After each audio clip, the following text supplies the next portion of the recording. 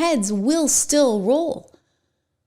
I told you yesterday, look, whatever they were doing with one Joe Biden, whatever that was about, keeping him on the lifeline so that he could sign some Autopen things, you know that the representative from Tennessee is suggesting, without evidence, that that might have been a pay for an Autopen pardon kind of scandal.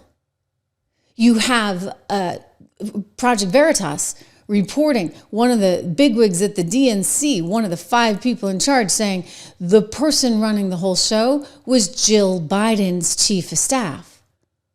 Well, they're going to go down for this. Epically so. I mean, Guy Benson was on Fox the other day. I thought he said it really well, so I want to play this soundbite for you about just how they were actually in violation of the Constitution themselves, and they are going to have to pay the price. They knew that the president was not capable of doing the job at least some of the time. That's not just a political scandal, and there's a big political scandal component to all of this, of course. That is, to use one of the other phrases that they like to employ quite a bit, a constitutional crisis, a real one. Right? The power of the presidency, all that authority is invested in a person who has been elected by the American people, in the president. If they felt like he couldn't get the job done at least part of the time, and I think it probably, that portion of the pie grew and grew as time went on, there is a constitutional mechanism to rectify the situation. But they didn't go there, of course, because that would have admitted that the conspiracy theory, quote unquote, was true about his capabilities and his function. And they were still planning on running him for another 4-year term. So you had basically in private, in secret, a small group of unelected people running the executive branch. That is not allowed under the Constitution. And that is a genuine, serious scandal.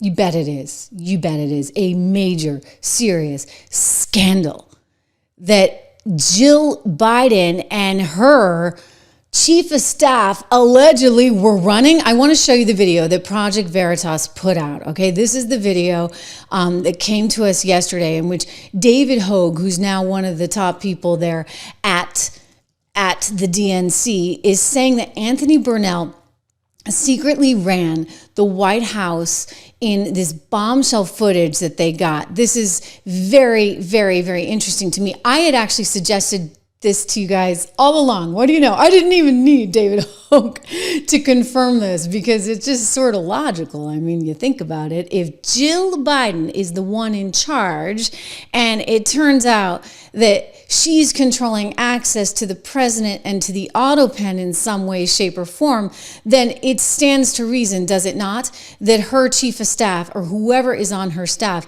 is controlling things. We ran this on the shorts feed. I want to show you. Project Veritas out with a brand new undercover video in which David Hogue, one of the vice chairs of the DNC, admits exactly who had the power in the Biden White House. The bigger issue was like the inner circle that was around Biden. That's it. And I came straight to you and know. Like Joe Biden's chief of staff, like had an enormous amount of power. Joe Biden? Joe Biden's chief of staff. That was like an open secret at the left. Like I would avoid him. Like, he was scary. What was his name? Anthony Burnell.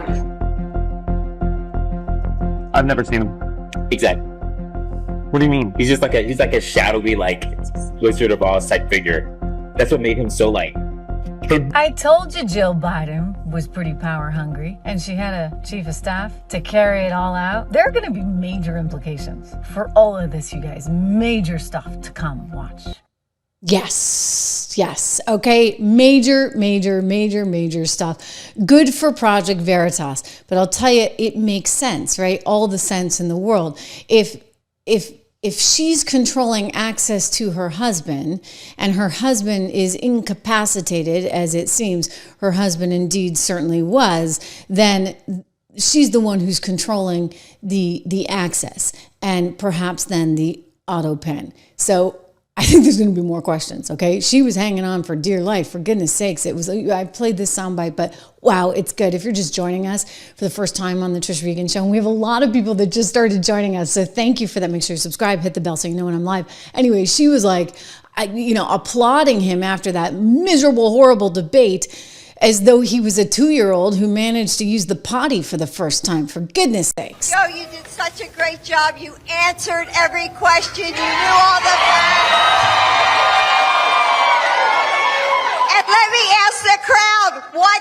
Trump do? Live! Yes. No, actually, Trump was magnificent. He did a great job. He had a sense of humor. You had your poor husband out there, and you tried to make him go further. I mean, come on. It's like cruel and unusual punishment. Leo Terrell over at the DOJ, he actually tweeted that the other day. He's like, maybe somebody should be investigating for mistreatment of elders. Because how could you keep him up there doing all that when he was so clearly not in the frame of mind to be doing it? For goodness sakes, bad people. But again, what about the proper health exams? What was going on with the people? Scott Cullen, thank you for your generosity. We have a few guys I want to just mention, because Unc Andy, thank you as well. We have a few people I want to get to with comments, and we'll get to that momentarily. But here's Trump, right? On like, there's no possible way that this works out well, because you either have a terrible doctor or it was a cover-up.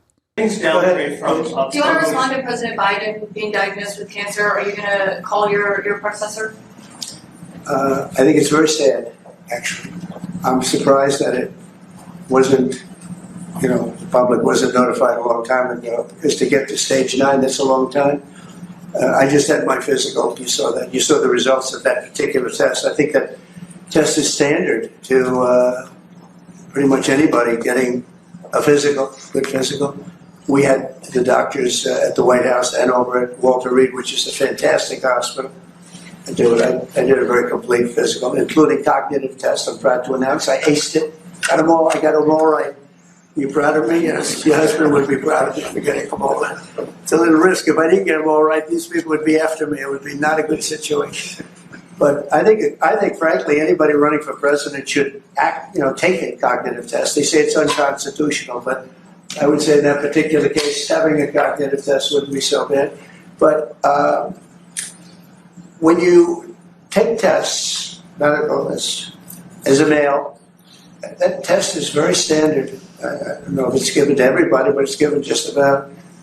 And it takes a long time to get to that situation. Now, I think to get to a stage 9, I think that if you take a look, it's the same doctor that said that Joe was cognitively fine. There was nothing wrong with him. Well, he said, if it's the same doctor, he said there was nothing wrong there. That's being proven to be a sad situation. And the Autopen is becoming a very big deal. The Autopen is becoming a big deal because it seems like that maybe was the president who ever operated the Autopen. But when they say that that was not good, they also, you have to look and you have to say that the test was not so good either. In other words, there are things going on that the public wasn't informed, and I think somebody's going to have to speak to his doctor. If it's the same, or even if it's two separate doctors, why wasn't the cognitive ability, why wasn't that discussed? And I think the doctor said he's just fine, and it's turned out that's not so. It's very dangerous. Look, this is no longer politically correct. This is dangerous for our country. Look at the mess when you're talking about all these questions on Ukraine and Russia. That would have never happened. As an example of our president, would have never happened. The other thing is you have to say, why did it take so long? I mean, this takes a long time. It could take years to get to this level of danger. So it's a very, very sad situation. I feel very badly about it. And I think people should try and find out what happened because... You bet. I mean, we have to find out what happened. We have so much work to do. I mean, like, a lot. We got to figure out what I'm looking at here, right, from Tulsi, how we began the show. If she's saying that the real enemy of the state is the John Brennans of the world, then what happens to them? Like, how do we make sure that nobody attacks our freedom of speech like that again?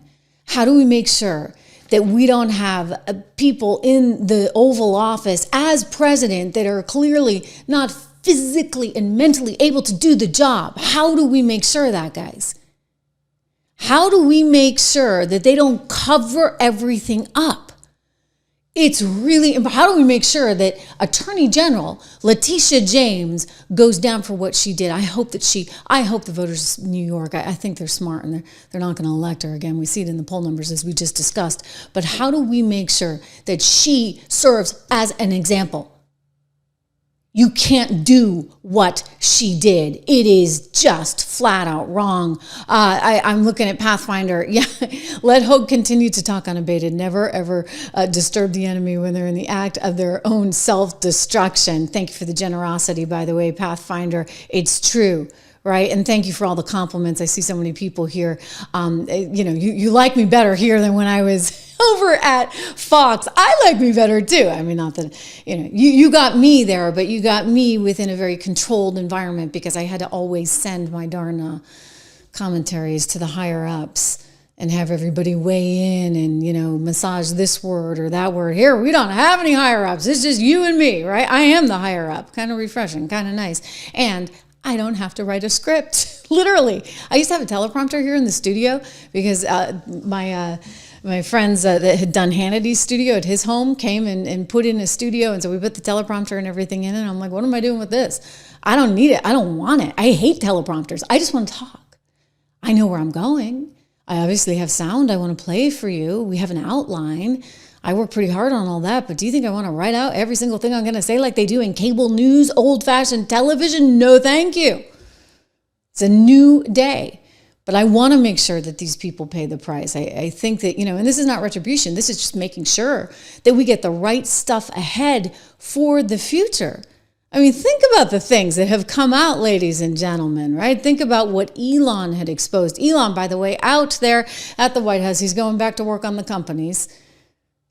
Tesla shareholders are probably pretty happy, right? Because you saw the Cybertruck sales in Europe.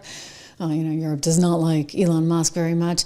A lot of liberals do not like Elon Musk very much, which is kind of funny because they're all driving his cars. They bought him a few years ago when he was like, the greatest thing since sliced bread because he's the one who created the EV industry that they so supported, even though he never got any credit for that from one Joe Biden and team. But, Elon is back working in his corporations, and we knew this day was coming. So as much as like the New York Times wants to say, oh, he's out as though he was forced out, I think that is in fact a misnomer. I think Elon always anticipated leaving. He just set up Doge to be able to do some pretty important work, which he did actually get done. I mean, think about everything that did get exposed as a result of him. And meanwhile, they're sizing, or seizing the moment, I should say, with him criticizing the big, beautiful bill that's now moving on to the Senate. Maybe he's not getting everything he wants in there, but I'll tell you the most important thing was that we got those tax cuts. Those tax cuts were critical. So I think we got those. And there's some other spending cuts that can happen along the way. Just a minute ago, I sat down with Ken Strang from AFP, Americans for Prosperity, to talk a little bit about this bill and what's ahead. Here he is. And here we are with my friend Kent. Kent, it's good to see you today because we got so much going on vis-a-vis all this budget stuff. And I got to tell you, I'm excited, but I'm also nervous. Let's start with, okay, we got the big, beautiful bill through Congress. Now it's in the Senate, but it's tight, right? Where do you see this heading? It is really tight. It passed with a 1-seat majority in the House, and now it's going to go to the Senate. But let's talk about what the one big, beautiful bill does that's great for America. Okay. It codifies President Trump's 2017 Tax Cuts and Jobs Act. It makes those tax breaks that were lowered across the board permanent, makes the corporate rate permanent. But in addition to all those great tax policies, it also has border funding to secure our southern border. It expands health savings accounts for Americans to 20 million people. This is indeed the Republican agenda in one big, beautiful bill. And hopefully the Senate does their job on this and gets it passed and onto President Trump's desk soon. But a lot of people are still worried that it's not going far enough. And you saw Elon left the White House. I mean, we knew he was eventually going to leave the White House and he had to get back to business, and, Cybertruck sales are down in Europe, etc. So he leaves. And of course, the spin on it from the liberal media and New York Times was just cheering this on, saying, he didn't get anything he wanted done. I'm there with me right now.